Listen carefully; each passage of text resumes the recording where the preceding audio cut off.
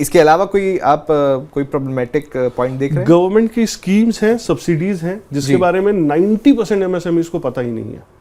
अब उस 90% एमएसएमई या जो भी जितने भी एमएसएमई हैं, तकरीबन 6.5 करोड़ 7 करोड़ एमएसएमई रजिस्टर्ड हैं इंडिया के अंदर में, उनके तक वो स्कीम सब्सिडीज के बारे में जाए पता कैसे चले? अवेयरनेस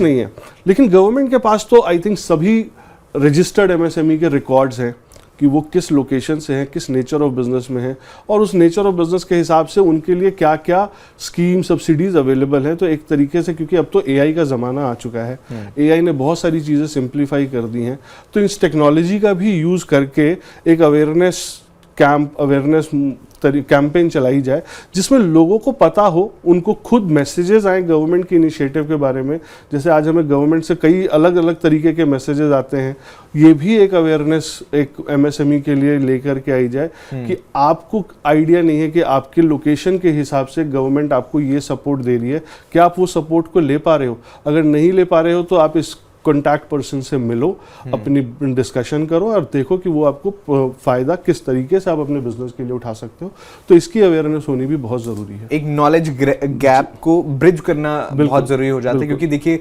बहुत सारे उद्योग हैं, शहरों की बात हो वो वहाँ हैं, पर जो ग्रामीण इलाकों में उद्योग हैं उनके पास शायद उतने संसाधनों तक पहुँच ना हो, उतनी इंफॉर्मेशन तक पहुँच ना हो। तो ये जो सारी सब्सिडीज हैं, इनके बारे में उन्हें जानकारी हो, उन तक जानकारी पहुंचाई जाए। ये आप मुझे मैसेज के माध्यम से जा सकता है, ईमेल के माध्यम से जा सकता है, बिकॉज उनके पास तो रिकॉर्ड्स हैं सारे।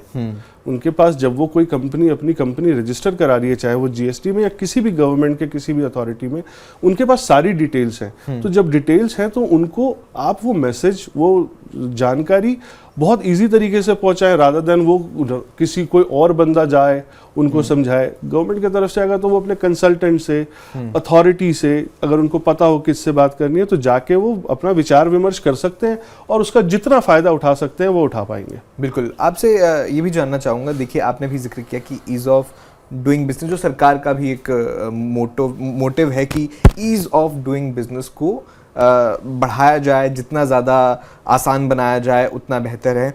तो जो ये छोटे उद्योग हैं, इन्हें बड़ा बनने के लिए बहुत सारी सपोर्ट की ज़रूरत है, बहुत सारे अननेसेसरी अगर ये काम ना करें, जिस तरह से आपने जिक्र किया कि जीएसटी फाइलिंग में ही फंसे रहते हैं जो स्पेसिफिक टर्नओवर वाले उद्योग हैं,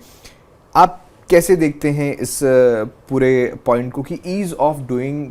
को और प्रोत्साहन देने के लिए और क्या क्या जो है काम किए जा सकते हैं सरकार की ओर से? जैसे मैं पहले अभी बताया मैंने, अवेयरनेस बढ़ाने की ज़रूरत है। जैसे हम खुद मान रहे हैं कि एमएसएमई बहुत बड़ा रोल प्ले कर रही है अपने इंडिया की इकोनॉमी में ग्रोथ पे। रिसेंटली हम 4 ट्रिलियन की इकोनॉमी को पार कर चुके हैं। धीरे धीरे हम आगे अपने बिजनेस, हम 2047 तक एक विकसित भारत होने का सपना देख रहे हैं और सपना ये पूरा भी होता हुआ नजर आ रहा है। बट इसमें जो सबसे इम्पोर्टेंट रोल प्ले कर रहा है आपके लिए एमएसएमई, जो सबसे ज़्यादा टैक्सेस भी पे कर रहा है, टाइम पे आपको सारी चीज़ें, सारी गवर्नमेंट की सारी पॉलिसीज़ को फॉलो कर रहा है, तो उनके लिए awareness, ease of doing business simplify कर दी जाए तो वो अपने बिजनेस को ग्रो कर पाएंगे। फंड्स उनको सही तरीके से मिले। सब्सिडी, इंटरेस्ट सब्सिडी पहले हुआ करता था जो कि अभी फ़िलहाल बंद कर दी गई है। तो कोई मैन्युफैक्चरिंग सेटअप अपना बढ़ाना चाह रहा है, उसको इंटरेस्ट सब्सिडी की बेनिफिट मिली जाए, केपेक्स इन्वेस्टमेंट के अंदर में सब्सिडी मिले, ताकि वो बिज़नेस को ग्रो करे। वो कल को ये ना कहे, आप मानेंगे नहीं, मेरे पास कल मैं किसी क्लाइंट के साथ बैठा था, 30-35 करोड़ की टर्नओवर पर है, बट वो बिजनेस ग्रो नहीं करना चाह रहे, ये कह करके कि यार बहुत प्रेशर है, कंप्लायंसेस कौन देखेगा, मेरे को एक और बंदा हायर करना पड़ेगा, फिर मेरे को, मैं उनके पीछे भागूं, कभी जीएसटी के पीछे भागूं, कभी किसके पीछे भागूं। तो वो बिजनेस ओनर उस एक्सपेंशन के जर्नी में वो आगे नहीं बढ़ना चाह रहा, सिर्फ इन सारी चीज़ों की वजह से। बैंक फाइनेंस नहीं दे रहा बहुत सही तरीके से, ले दे करके एक अनसिक्योर्ड के अंदर में कुछ बैंक फाइनेंस कर पाती है, लेकिन उनकी लिमिट क्या है, एक बैंक 50 से 75 लाख, वो भी रेट ऑफ इंटरेस्ट काफ़ी हाई रेट ऑफ इंटरेस्ट पर है। 3 साल के लिए फ़िलहाल मैंने ले लिया, क्योंकि मुझे कैश फ्लो ईजी रखना है। 1 साल के लिए लूँगा, 1 करोड़ रुपये की फंडिंग 9 लाख की है, मैं दूंगा। 1 करोड़ रुपये मैं 3 साल के लिए ले लूँगा, क्योंकि मेरे पास कोलैटरल नहीं है, तो मेरी 3.5 लाख की EMI होगी, लेकिन कल को 6-8 महीने बाद मुझे उस लोन को बंद करने की इच्छा हुई, मेरे पास पैसे आ गए, मैं बैंक के दरवाजे जा रहा हूँ, बैंक कह रहा है जी आप 4% फोरक्लोजर चार्जेस दो, तो वो तो कह रहा है यार मैं तो एक तरीके से ट्रैप में फंस गया हूँ, बिजनेस कर रहा हूँ ठीक है, और बैंक को ब्याज देने के लिए कर रहा हूँ, डेटर को पे करने के लिए कर रहा हूँ, क्रेडिटर के पीछे पड़ा हुआ हूँ कि मेरे पैसे दे दो, स्टॉक मेरा लिक्विडेट नहीं हो पा रहा क्योंकि प्राइस फ्लक्चुएशन इतना है, ग्लोबल मार्केट में ऑलरेडी अनसर्टेनिटी है, एक्सपोर्ट मार्केट थोड़ा बहुत हाईली इम्पैक्टेड है करंट ग्लोबल अनसर्टेनिटी की वजह से। तो उसको देखते हुए गवर्नमेंट को कुछ अच्छे ठोस कदम उठाने की ज़रूरत है इस बजट के अंदर में, ताकि एक्सपोर्ट ज़्यादा से ज़्यादा हो, ईज़ ऑफ बिजनेस हमारे MSME भाइयों के लिए हो, ताकि वो अपने बिजनेस को आगे ग्रो कर पाए और कह पाए कि गवर्नमेंट का सपोर्ट हमें मिल रहा है। बिल्कुल। देखिए आपका एक लंबा अनुभव इस सेक्टर में रहा है और आपसे यही जानना चाहूँगा, जिस तरह से आपने अभी जिक्र किया कि जैसे ग्लोबल अनसर्टनिटी है, जो परिस्थितियाँ अभी मौजूदा समय में हैं, वो एक्सपोर्टर्स के लिए बड़ी दिक्कतों वाली रहती है। हालांकि सरकार की ओर से कई सारी स्कीम्स का ऐलान हुआ या बहुत सारे ऐलान हुए उनके लिए, लेकिन इस बजट में आप कोई गुंजाइश देखते हैं, खासकर जो एक्सपोर्ट ओरिएंटेड ये उद्योग हैं उनको थोड़ी और राहत दी जा सकती है? सब्सिडीज जो पहले थी ड्यूटी ड्रॉबैक के नाम पे, वो ड्यूटी ड्रॉबैक भी इंट्रोड्यूस करी जा सकती है। गवर्नमेंट उनको, उनके पास पूरा, जैसे मैंने बोला कि अब तो AI का ज़माना है, गवर्नमेंट के पास भी पूरे रिकॉर्ड्स हैं कि उन्होंने पिछले साल किस किस कंट्री में क्या क्या प्रोडक्ट एक्सपोर्ट हुए हैं और क्या क्या ग्लोबल डिमांड्स आती हुई नज़र आ रही है, उसके बारे में भी फिर MSME को एजुकेट करना, उनके लिए वो मार्केट प्लेस जनरेट करके देना कि वो बिजनेस उस जगह उस तरीके से समझ पाए, ग्रो कर पाए, और उसका फ़ायदा गवर्नमेंट को भी होना है, MSME के लिए भी होना है, और उनसे जुड़े हुए जितनी भी लोग हैं, जो भी परिवार, फैमिली, एम्प्लॉयज़ जो भी जुड़े हुए हैं, सबको मिलना है। बिल्कुल। इसके अलावा देखिए जब भी बजट आता है, बजट को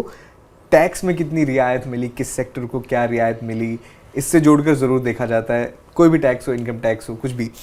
तो इस बार MSMEs को आप देखते हैं कुछ टैक्स में रियायतें, कुछ और तरह की रियायतें मिलती हुई? देखिए प्रैक्टिकली पिछली बार गवर्नमेंट ने जो 12 लाख तक का नील टैक्स की अनाउंसमेंट करी, वो बहुत ही बढ़िया मूव था, और मुझे ऐसी उम्मीद नहीं है पर्सनल लेवल पे कि वो कुछ ऐसा अब कुछ नई रिफाइनमेंट इसके अंदर कर पाएंगे, बिकॉज अभी जो पिछला टैक्स रिफॉर्म आया है हमारे देश के अंदर में, उसके जो फिगर्स अभी आने हैं वो मार्च के बाद ही आ पाएंगे, तो उनको पता चलेगा कि उसकी वजह से गवर्नमेंट ने कितना टैक्स जनरेट कर पाए हैं, कितने लोगों की ज़्यादा से ज़्यादा इनकम दिख पाई है। तो लेकिन वही पिछली बार का ही अगर हम बात करें तो बहुत बढ़िया इनिशिएटिव था गवर्नमेंट की तरफ से 12 लाख तक का नील टैक्सेशन। आई थिंक इस बार आने वाले बजट के अंदर में इसको लेकर के कोई बहुत बड़ा ट्रांसफॉर्मेशन या बहुत उम्मीदें नहीं है। बिल्कुल। देखिए पिछली बार का बजट अगर हम देखें, उसमें भी MSMEs के लिए बहुत सारे ऐलान किए गए थे। एक ऐलान ये भी था कि जो डिजिटल पेमेंट है, एक डिजिटल इकोनॉमी की बात की जाती है, विकसित भारत 2047 का सपना है, तो उसमें डिजिटल इकोनॉमी का एक बड़ा अहम रोल रहने वाला है। तो डिजिटल पेमेंट्स, UPI पेमेंट्स, उसके लिए इंसेंटिव्स की बात की गई थी, उसे अब बढ़ाने की मांग की जा रही है। आप उस मांग को पूरा होते देख रहे हैं? देखिए इस बात में कोई दो राय नहीं है कि इंडिया के अंदर में डिजिटल की जो एक तरीके से हम बात करें कि ट्रांसफॉर्मेशन हुई है, वो बहुत बढ़िया रही है, और धीरे धीरे लोगों ने डिजिटल पेमेंट्स, UPI पेमेंट्स को एक्सेप्ट भी करा है, और वो एक बहुत बड़ा रोल भी प्ले कर रहा है आज के टाइम में। अगर हम कैशलेस इकोनॉमी की बात करें जी, कैशलेस इकोनॉमी तो ठीक है, लेकिन कई जगहों पे ये भी मेरे जहन में या आपके न्यूज़ चैनल में भी कभी ना कभी डिस्कशन हुआ होगा कि जैसे अभी मैं रिसेंटली एक बैंगलोर की स्टोरी सुन रहा था, वहाँ पे एक गोलगप्पे वाले ने UPI के थ्रू एक सर्टन लिमिट से ज़्यादा पेमेंट एक्सेप्ट करी, उसके ऊपर GST की कुछ जो भी दिक्कतें आई है, GST की तरफ से नोटिस आई हैं, तो इसको और तरीके से, सही तरीके से अवेयर करना, बिकॉज हम डिजिटल होने की तरफ तो जा रहे हैं, लेकिन डिजिटल होने में हमारी क्या लिमिटेशंस हैं उसके बारे में भी पता होना लोगों को ज़रूरी है, बताना ज़रूरी है। सिर्फ डिजिटल करते हुए उस गोलगप्पे वाले ने तो साल के 40 लाख से ज़्यादा पेमेंट अकाउंट में एक्सेप्ट कर लिए, और उसको पता ही नहीं कि वो GST के दायरे में आ चुका है, जिसके ऊपर उसकी पेनल्टी लग रही है या लगी है। इसके बारे में आप अगर न्यूज़ सर्च करोगे तो यू विल गेट दैट। तो इसके बारे में अवेयरनेस और थोड़ा तरीके से बढ़ाने की ज़रूरत है। बट हाँ, कैशलेस इकोनॉमी की तरफ हमारी इंडिया जा रही है, और डिजिटल UPI पेमेंट एक बहुत बड़ा रोल प्ले कर चुकी है। इसके अलावा गवर्नमेंट ने OD लिमिट की फैसिलिटी भी ऑफर करी, उन्होंने उस इनिशिएटिव को दिया जिसको हम कहते हैं बाय नाउ पे लेटर, BNPL, जिसके अंदर में आपके अपने बैंक के थ्रू आपकी एक लिमिट सेट कर दी जाएगी ओडी लिमिट, ये ज़्यादातर व्यापारियों के लिए करी गई जिनकी छोटी छोटी दुकानें हैं और वो चाहते हैं कि भाई अभी कोई भी रॉ मटेरियल परचेज कर पाए, कुछ भी अभी ट्रांजैक्शन खरीद ले और बाद में पेमेंट कर पाए, तो वो एक facility OD limit through your existing bank, UPI के थ्रू या फिर क्रेडिट कार्ड के थ्रू, वो एक लिमिट एक अच्छा मुहिम था। तो धीरे धीरे तो हम जा रहे हैं कैशलेस इकोनॉमी की तरफ, साथ साथ में अवेयरनेस उसके बारे में more information, simple Hindi English जो भी रीजनल लैंग्वेज जहाँ पे भी वो चीज़ जारी है उसके बारे में जाए, पता चले लोगों को, अवेयरनेस हो, बहुत इंपॉर्टेंट है।